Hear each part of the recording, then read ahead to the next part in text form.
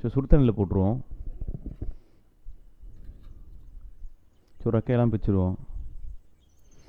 பிச்சுட்டு நெருப்பில் வாட்டிக்கலாம்.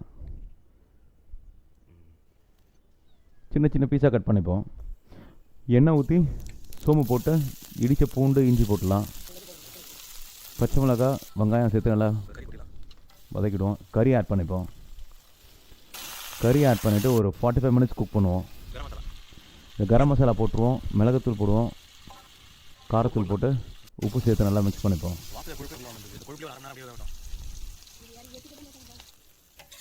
So 1 hour கிட்ட ஆயிடுச்சு. கறி லைட்டாக ஓரமாக தள்ளி வச்சுருவோம். இப்போ வெங்காயம் சேர்த்துட்டு கறி லீஸ் போட்டுடலாம். அதை வதக்கி தக்காளி நல்லா புழிஞ்சு விட்ருப்போம்.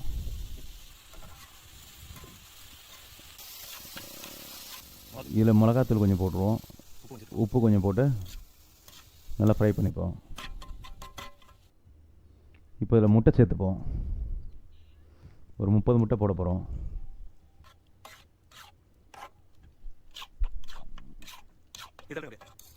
ஸோ இப்போ இந்த கறியை ஆட் பண்ணிப்போம். அப்படியே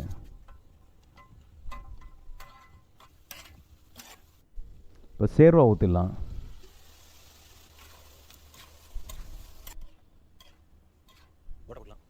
ஸோ பிச்சு போட்ட பரோட்டாவை இப்போ ஆட் பண்ணிப்போம். அது கூட